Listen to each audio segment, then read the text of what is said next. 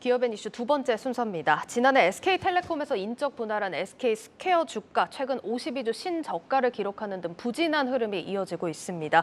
주주분들 불만도 이만저만이 아닌 상황인데 현재 어떤 상황인지 짚어보겠습니다. 산업부 양현주 기자 나와 있습니다. 양 기자, 일단 전체적으로 보면 인적 분할 이후에 주가가 많이 좀 빠지고 있습니다. 좀 주가 어떤 요인 때문에 이렇게 빠지는 겁니까? 네, 먼저 주가 그래프 먼저 보시겠습니다. 네. 작년 11월 인적 분할한 직후 8만 5천 원이었던 주가가 6개월 새 4만 2,800원으로 뚝 떨어졌습니다. 예. 초기엔 인적 분할을 하면서 SK텔레콤 선호도가 높은 외국인 투자자들이 이 스퀘어 지분을 팔고 SK텔레콤으로 갈아탄 탓에 이런 흐름을 보였는데요.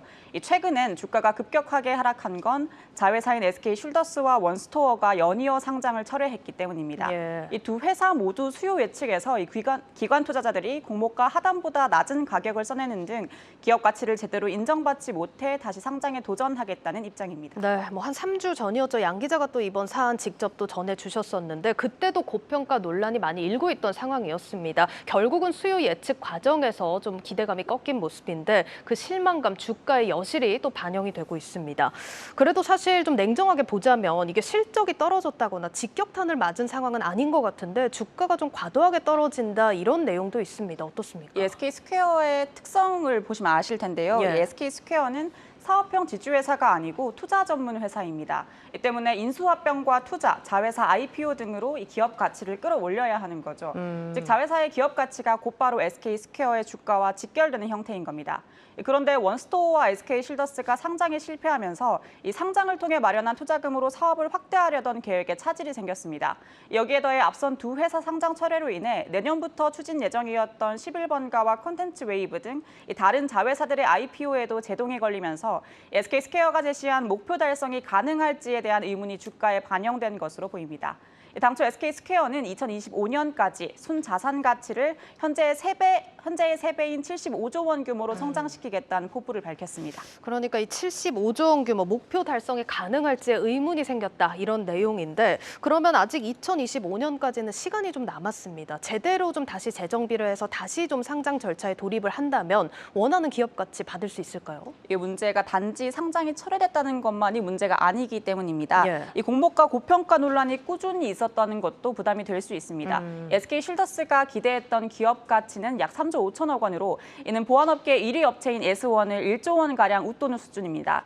원스토어 역시 비교 기업군으로 애플, 알파벳, 카카오를 제시했다가 이 여론의 문매를 맞자 예. 이후 네이버, 카카오, 넥슨 등으로 변경하는 해프닝을 겪었죠.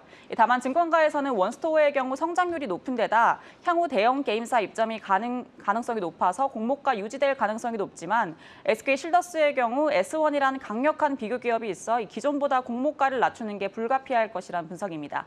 일단 두 기업은 상장 철회와 연기라는 결단을 내렸습니다. 예. 그러나 SK스퀘어의 다른 자회사들은 여전히 상장 대기 중인 상황입니다. 특히 세 번째 IPO 주자인 이커머스 업체 11번가의 경우 시간이 매우 촉박한 상황이죠. 시간이 촉박하다는 건 무슨 말입니까?